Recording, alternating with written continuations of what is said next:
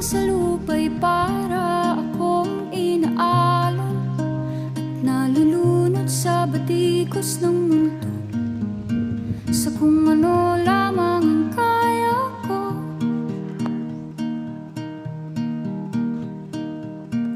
Bigang-biga na sa mga problemang di masolusyonan agad, parang wala nang bukas. Pwede bang umiwas?